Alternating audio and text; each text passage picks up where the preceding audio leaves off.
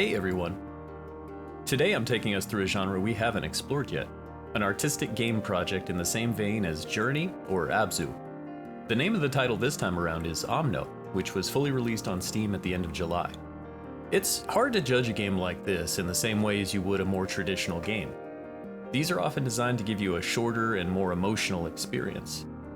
There's no surprises here in that regard. I'll start by saying the game took me roughly about 2 hours in total, so regardless of anything else, this wouldn't be the most frugal choice for most. That said, if your experience is unforgettable, that might be another story. Journey, as an example, stands out to many gamers as a pinnacle, one of the most memorable of its type. And while Omno draws some major inspirations from it to be sure, it also adds mechanics of its own that really stand out and set it apart. There is a major platforming element at play here, and when I received my first skill, the dash, I got really excited. The developer did a great job in a lot of areas surrounding level design, which progresses in both scope and difficulty as you earn additional movement skills to add to your tiny arsenal.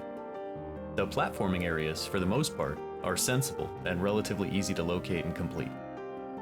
Though the controls are more difficult in certain areas, and some of the puzzles have obscure or hidden approaches, the game never really forces you to progress in a certain way, or even really points you in a specific direction.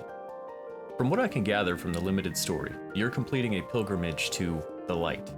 You have a variety of different but extremely friendly critters all around you as you traverse from one biome to the next. There's multiple puzzles along the way, as each section requires a minimum of 3 orbs to unlock a puzzle that allows you to progress. Like I said before, these start to get a little bit more complex to the point where you actually do get to see a lot more action than you might expect from an artistic title. A single developer created this title, along with a single musician. I have a lot of respect for the massive undertaking this obviously was. Despite the short runtime of the game itself, I appreciated the variety of skills and the approaches to creating puzzles. The many downhill areas to make use of the snowboarding type skill were appreciated, and I felt like I really got to make great use of that skill. It didn't feel like a gimmick. In fact, as this skill becomes available, things really started to open up quite a bit. The combination of simple geometry 3D models, but with detailed and skillful animation, was great. And it was as deceptively clever as the combination of high-caliber, realistic visual effects atop an otherwise more cartoony world. While a lot of credit can go to the game engine to be sure in terms of how things generally look and feel, the path chosen here was much more unique, which can make your whole game experience much more memorable. Many of the stylistic choices here are inspired and familiar, but enough character of their own to feel singular. Blending magical things into this world was actually done rather well. A great example of this was the magical glistening effect that would appear in areas that you could interact. They were great visual cues, but they would appear and disappear in conjunction with the camera angle, giving you a chance to spot it from afar, or miss it if you weren't being too observant. The fauna and flora of each area were also rather fitting for the setting. The adorable names and descriptions given to each type of wildlife were also a nice plus. Overall, the developer did a great job here with an extremely minimal UI, creating an experience that would keep you immersed with very minimal interruption. In regards to the actual platforming gameplay, it's not as buttery smooth as you'd maybe expect from something like a Mario title, but it's also not punishing in any way. Death or failure in this game is nothing more than a reset to a checkpoint, and checkpoints are fairly plentiful. If you were to play through everything in an attempt solely to reach the end, the puzzle solving and gameplay might feel much more repetitive and task-oriented. However, if you focus on exploration and allow your curiosity to get the best of you, you may discover a number of surprises along the way. There are story elements you can read as you find pieces of it along the path, but in truth, the overall amount of story here is quite limited. As a player, the more you're able to interpret on your own, the better you're going to be able to immerse yourself in the adventure as it unfolds. There aren't an abundance of overtly emotional scenes, but I will say without spoiling it that the ending is insanely adorable.